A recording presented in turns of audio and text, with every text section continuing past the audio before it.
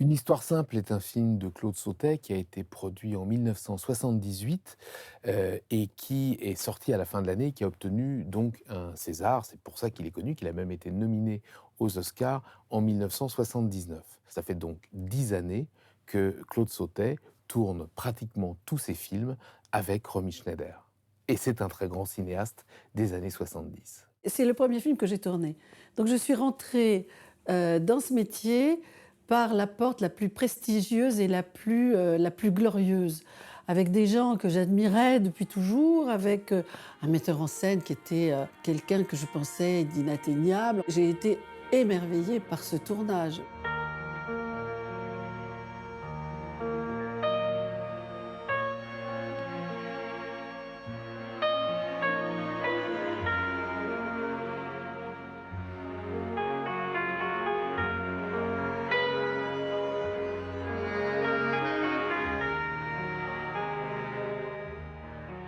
Une histoire simple se situe entre Mado et Le Mauvais Fils. C'est l'un des derniers films qu'il va réaliser avec Romy Schneider après une très longue série.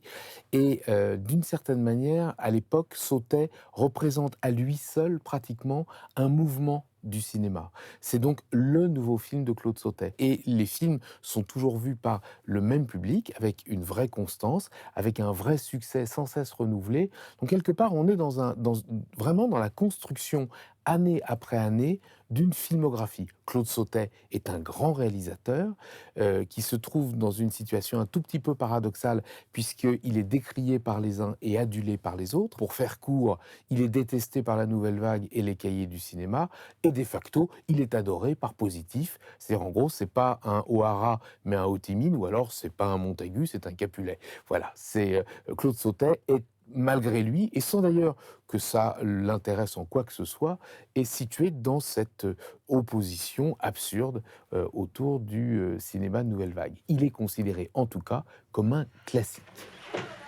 Dis donc, je ne connaissais pas le mari de Francine Hilaire, censé, non? Oui.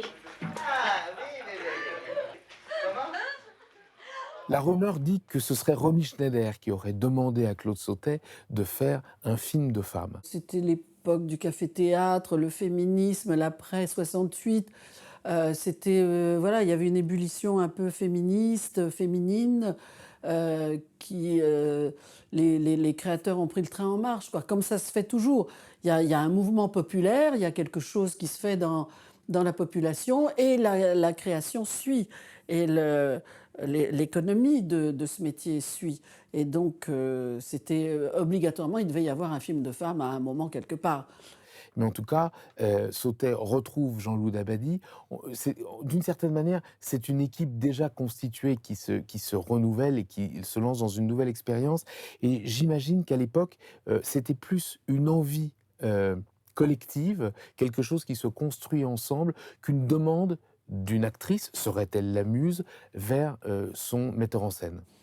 Sautet était très heureux d'avoir autant de femmes tous les jours sur son tournage et qu'il paraît que ça l'apaisait. Mais alors, ce que lui appelait apaiser, moi, je trouvais que c'était une pile électrique toujours en colère. Et il disait tout le temps, mais c'est incroyable, je suis calme, je ne suis pas en colère. En fait, il était très très énervé, mais un mec extraordinaire.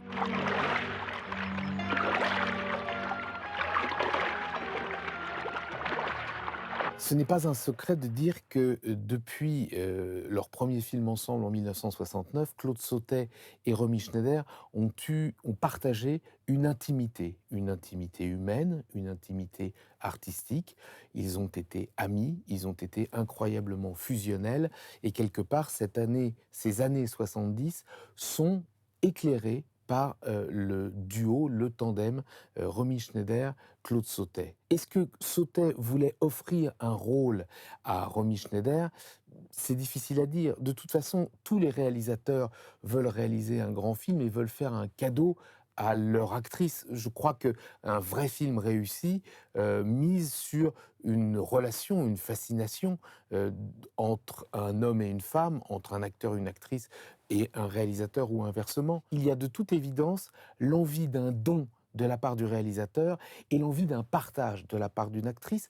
Et d'ailleurs, on retrouve chez Romy, et dans ce film très particulièrement, puisque finalement les rôles secondaires sont assez morcelés, on retrouve elle est aux commandes, elle est l'actrice pivot, et tout ce qu'elle fait, tout ce qu'elle joue, elle le joue comme un interprète exécute la partition d'un compositeur qu'il connaît par cœur. C'est délicieux à observer.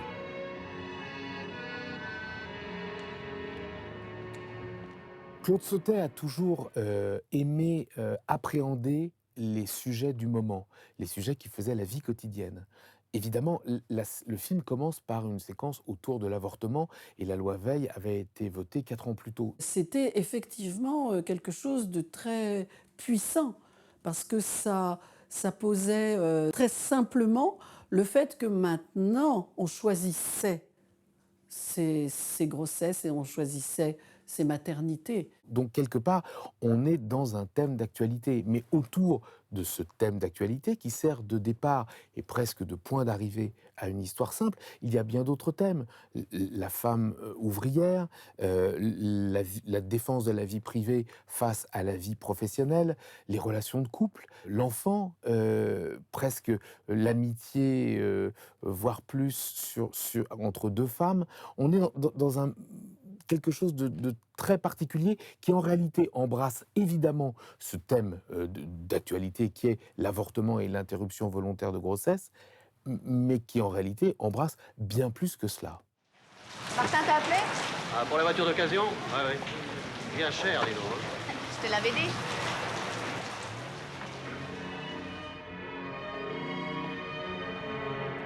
Dans mon souvenir, et je n'avais pas 18 ans, on parlait de Romy Schneider, on parlait de la dureté du quotidien. Au fond, on ne parlait pas de de la coïncidence entre le vote de la loi Veil en 73 ou en 74 et le fait qu'on en fasse un sujet de cinéma. C'était déjà quelque chose qui, d'une certaine manière, était passé au-delà du militantisme.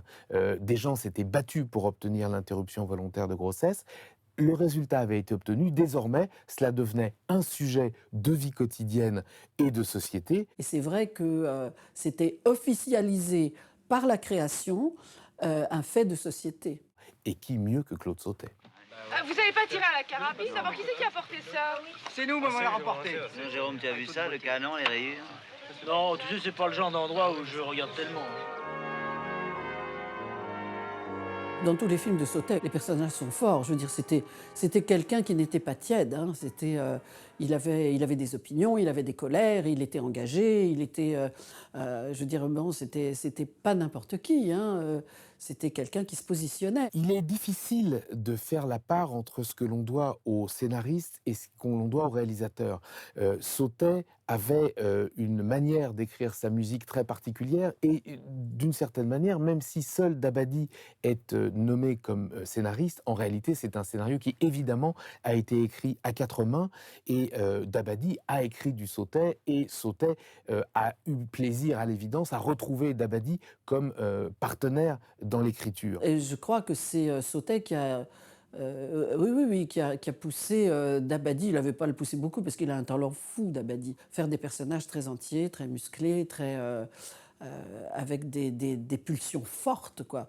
Pulsions d'enfant, et puis plus d'enfants, puis de nouveau un enfant, et puis des amis, puis on s'engueule, et puis voilà, c'est pas tiède, quoi. Sautet était pas tiède, hein, vraiment. C'est vrai qu'un scénariste est toujours quelqu'un qui, d'une certaine manière, met le feu aux poudres. Et Sautet avait besoin de s'appuyer sur quelqu'un pour ce film qui est quand même très choral. Il y a énormément de rôles secondaires qui se répondent les uns aux autres. Donc on voit que la construction, c'est presque de l'horlogerie. Du coup, il lui fallait à Claude Sautet quelqu'un qui soit capable de jongler avec autant de balles à la fois.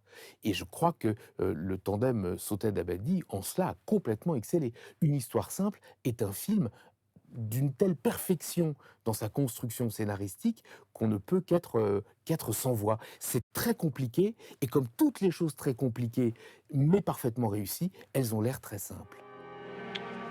J'étais un perdant, je l'ai toujours su. Pourtant, tu croyais en moi. C'est moi qui croyais pas en moi. Les personnages masculins sont assez conformes à ce que l'on retrouve chez Sautet. En fait, Sautet prête presque une naïveté, une sorte de candeur ou d'irresponsabilité aux personnages masculins. En réalité, dans le monde de Sautet, ce sont les femmes qui sont la responsabilité, la droiture et quelque part la vraie volonté. Les hommes sont un peu plus des jouets de l'action et du réel. Je pense que le personnage de Claude est une proposition pour que le personnage de Romy se positionne. Voilà. Et donc, il ne peut pas être aussi fort qu'elle. En cela, tous les personnages masculins d'une histoire simple sont des personnages conformes à ce que l'on retrouve chez Sautet. Des grands enfants, des gens qui ne se rendent pas compte de ce qui se passe, ou des gens qui, à la moindre difficulté, abandonnent. Et en même temps, je crois qu'à ce moment-là, de cette époque, dans ces années-là, les hommes ont été très, très étonnés et très bouleversés par une nouvelle position des femmes. Je pourrais dire que c'est toujours vrai maintenant. Mais là, c'était les débuts. Et face effectivement à la liberté de procréer, à la liberté d'avoir des enfants ou pas, je crois que beaucoup d'hommes ont été très déstabilisés. Et c'est une qualité justement de ce scénario que de pouvoir montrer la perplexité des hommes et qu'ils ne savaient pas se positionner. Vous n'allez pas vous marier? Oh, ça y est. Tout de suite l'assurance vie. Waouh. À l'évidence, ce sont les personnages féminins qui servent d'axe central à une histoire simple. On les suit, au-delà de Romy Schneider, il y a Eva Darlan, il y a Sophie Daumier, dont on ne se rend pas compte, mais elle est déjà consciente de la maladie qui va l'emporter et elle se bat déjà contre ça. Et quelque part, quand on le sait, on la voit et c'est formidable. C'est quelqu'un qui est dans le combat. Toutes ces femmes-là se positionnent comme étant absolument indépendantes et dirigeant leur vie selon leur volonté. Elles couchent pas, elles avortent, elles sont enceintes, elles décident de leur corps et elles décident de leur vie. Donc je crois, oui, et je pourrais dire que c'est probablement le premier film où il a eu des personnages aussi forts que ça, aussi déterminés. Et les hommes sont presque les marionnettes. En réalité, dans le couple, la répartition, chez Sautet en tout cas, se fait comme ça. Et clairement, une histoire simple pourrait s'appeler une histoire de femme, avec un S.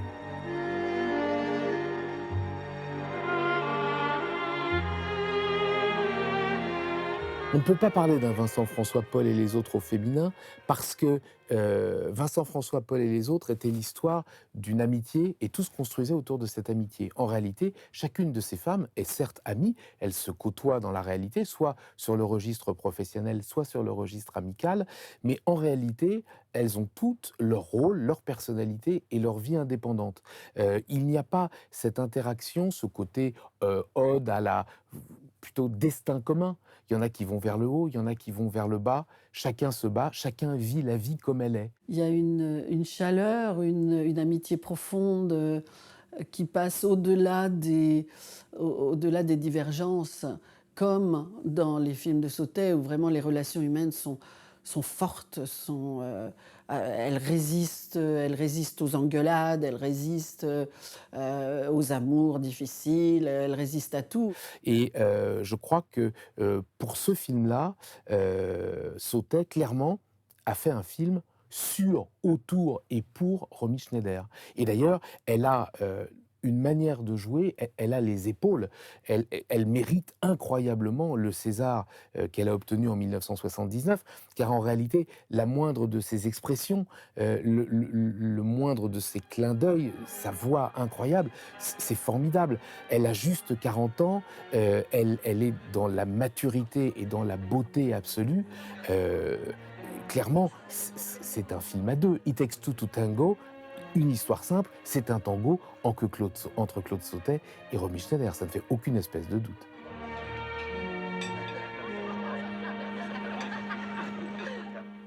Romy. Romy, incontestablement Romy. Cette femme était incroyable, incroyable. C'est une actrice unique, je trouve unique, qui n'a jamais depuis été égalée, jamais, par personne. Dans une histoire simple, ce qui m'a le plus marqué, c'est justement la simplicité. En réalité, il est très difficile de porter du discours sur les films de Claude Sautet. Ce sont des films qui s'impriment dans la vie. Alors certains diront ils sont datés, d'autres diront ils sont tellement authentiques qu'ils ne peuvent être qu'éternels. La réalité, c'est que à chaque fois que Sautet essaye de faire des effets de manche, des effets dits cinématographiques, les choses qui, selon les cahiers, probablement constituent un travail d'auteur, eh bien, il met un peu à côté. En fait, Sautet, c'était quelqu'un de totalement, d'intimement lié avec ce qu'est la vie, toute la vie et rien que la vie. Regardez le premier plan du film, Romy en gros plan, en train de répondre à un médecin. Pas de contre-champ, un plan sur Romy, avec des phrases très simples, prononcées presque susurrées. À la fin de ce plan-là, elle a déjà gagné le César de la meilleure interprète. Parce que je vis avec quelqu'un. Enfin, il a 42 ans, je peux pas l'expliquer dans une phrase. Et quand vous regardez, pas le dernier plan, parce que le film se termine sur cette séquence un petit peu étrange où elle est couchée sur un fauteuil, on peut imaginer que ce plan-là aurait pu être coupé, mais elle vient de quitter Bruno Kremer, ou plutôt elle va le quitter. Alors, qu'est-ce qu'on se dit? Eh bien, on se dit... Au revoir. Au revoir. Ils se font une bise très simple, comme n'importe qui se ferait une bise, mais il y a un petit geste qui... Ah, c'est au millimètre. Elle vient de regagner son César de meilleure interprète. Cette lumière qu'elle avait en elle, cette transparence de la peau, du regard, ce talent incroyable. C'était quelqu'un d'hyper fragile qui donnait tout sans penser, sans... Elle avait la possibilité de pleurer sur un mot précis. C'est-à-dire qu'une fois, sur une phrase, elle parlait de son père avec Madeleine Robinson, et j'étais là, donc je ne tournais pas ce jour-là. Comme d'habitude, je prends mon cube, je regarde, et puis j'étais au spectacle, quoi. C'était magnifique. Elle parle de son père, et puis elle se met à pleurer en disant... Je me souviens quand papa rentrait du travail, elle se met à pleurer. Oh, Sautet, coupé, c'est pas ça du tout, il gueulait tout le temps, c'est pas ça du tout, non, il faut que tu pleures sur papa, parce que si tu pleures sur... Ouais, ok, Claude, d'accord, il n'y a pas de souci, pas de problème. Et elle recommence la phrase et elle pleure sur papa, quoi. J'ai jamais vu ça. Et pendant tout le film, elle n'a pas besoin du découpage, elle n'a pas besoin d'effets de manche, il n'y a pas besoin... Jean Bofti, le directeur de la photo, a comme instruction à l'évidence de tourner simplement des images simples. On est presque dans le Jean Becker avant la lettre. C'est vraiment... Voilà, la vie, tout simplement.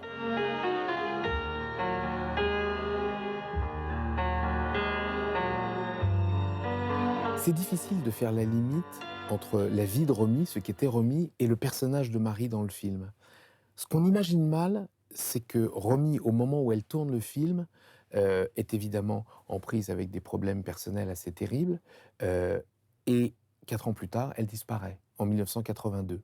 On ne peut pas être ce qu'elle était sans blessure, sans souffrance, sans être complètement à côté de la plaque. On ne peut pas donner ce qu'elle donnait, on ne peut pas être comme ça, avec tous les sentiments à fleur de peau. Tu veux pas ça, c'est pas grave, je prends autre chose. C'était pas possible, quoi. C'était une sorte de tripe à l'air en permanence. C'était spectaculaire. On voit une femme dans la fleur de l'âge, dans une beauté absolument incroyable. En même temps, il n'y a pas de beauté, ce sont des apparences. En fait, quand on filme ces gens, on s'aperçoit que la vie est simple de l'extérieur et que de l'intérieur, elle est douloureuse, elle est complexe, elle n'est jamais stable. Chaque jour, chaque minute apporte une contradiction avec la précédente. Et je crois qu'il faut voir dans ce film, qui est le dernier film de Claude Sautet avec Romy Schneider, presque l'aboutissement Est-ce que c'est le chant du cygne? Est-ce que c'est le dernier pas d'une aventure incroyable? Il y avait des cercles concentriques tout autour d'elle, on pouvait pratiquement pas l'approcher, quoi. Il y avait son mari, il y avait son coiffeur, il y avait Sautet, il y avait l'assistant, il y avait machin, etc. C'était difficile, puis elle aimait pas les femmes. Elle se sentait tellement... elle se sentait en danger, quoi, avec une autre femme. Donc il fallait qu'elle ait toujours le sentiment d'être la plus puissante avec une femme. Et moi, ça n'a pas été simple, ni avec moi, ni avec les autres. D'ailleurs, dans tous les hommages qu'on lui rend, il n'y a pas de femme, hein. Il n'y a que des hommes, hein, qui lui rendent des hommages. Mais moi, ça ne m'a pas atteinte parce que mes camarades en ont beaucoup souffert. Moi, j'en ai pas souffert parce que j'étais, je sais pas, je regardais, j'étais stupéfaite tout le temps de ces moments d'amitié, de ces moments d'inimitié, de ces moments de manipulation, de ces moments de joie qu'elle partageait, ou de peur, ou de trucs comme ça. C'était incroyable, quoi. Moi, j'étais au spectacle tout le temps, même dans la vie, quoi. Elle écrivait des petits mots aux gens, elle parlait pas, elle écrivait des mots. Voilà, donc on prenait le mot, on disait « Ah, ben c'est remis ». C'était bien, c'était enfin, magnifique. Je crois que ce qui est formidable dans une histoire simple, c'est que ce sont des désirs conjugués, et un peu comme des notes, qui tout d'un coup se retrouvent sur une partition, et ces notes vont tellement bien ensemble qu'elles donnent une harmonie absolument unique. Je crois qu'une histoire simple est le genre de film sur lequel on ne peut pas plaquer du discours. On ne peut pas dire « oui, il a voulu faire ceci, il a voulu faire cela ». Non, c'est bien mieux que ça, bien plus ambitieux. Il a été lui. Tous les acteurs de ce film ont été eux-mêmes. Et c'est ça qui fait qu'une histoire simple porte aussi bien son nom.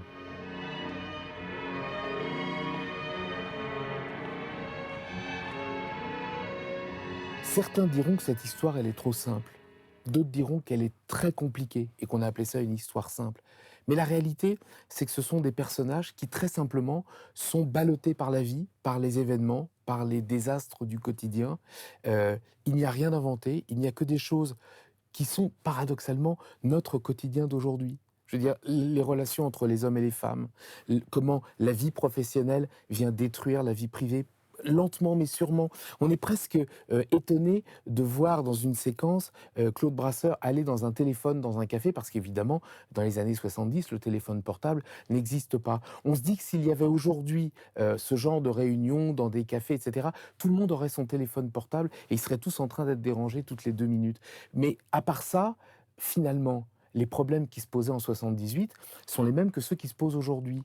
Et simplement aujourd'hui, si on les filmerait avec des travelling dans tous les sens, avec une musique qui machin. Là, non. Il suffit juste d'une caméra, il suffit de grands acteurs qui tournent autour les uns des autres, et à la fin, ça fait un film de Sautet. Moi, je suis très marqué par ces plans où... Il y a un plan où Bruno Kremer et Romy Schneider sont dans le lit. Ils viennent de s'embrasser, de faire l'amour, et la caméra est arrêtée. Elle est arrêtée sur Romy. C'est passé mal. Et ça va durer 3 minutes. Voilà, on parle, et puis Kremer va se lever, et puis elle va rester là. Et puis, il va continuer à tourner. Et on imagine que dans sa tête, il se dit « je coupe maintenant, je coupe pas maintenant ». Non, elle est là. Finalement, ce qui vient de se passer, non seulement c'est du cinéma, mais ça vient vraiment de se passer. Et elle reste là, et elle est incroyablement magnifique. C'est en cela que Claude Sautet était un immense cinéaste.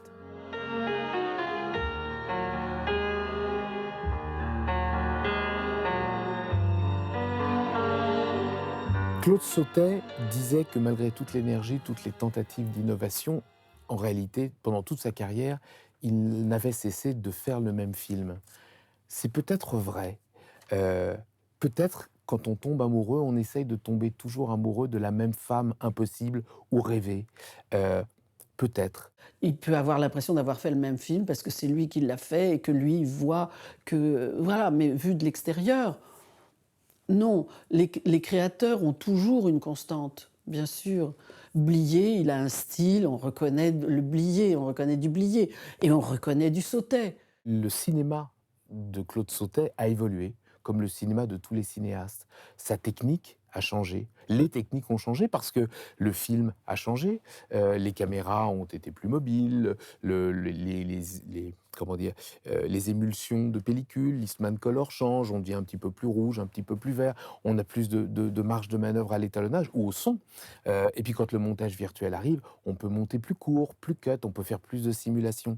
Mais en réalité, derrière ces évolutions de la technique, le réalisateur reste toujours le réalisateur. Il y a des constantes qui sont l'amour fou des êtres humains, l'idéalisation de l'amitié, l'amour des petites gens, disséquer, regarder un peu qu'est-ce que c'est que l'amour tout court et comment on s'en empare ou comment on l'abandonne ou comment on est délaissé, comment on est perdu et tout ça. Alors, est-ce que c'est le réalisateur qui danse autour de tous ces films ou est-ce que c'est tous les films qui tournent autour du même réalisateur? Je n'en sais rien. À la limite, il y a une seule personne dont on est certaine qu'elle ait raison, c'est Claude Sautet lui-même. Alors je suppose qu'il avait raison.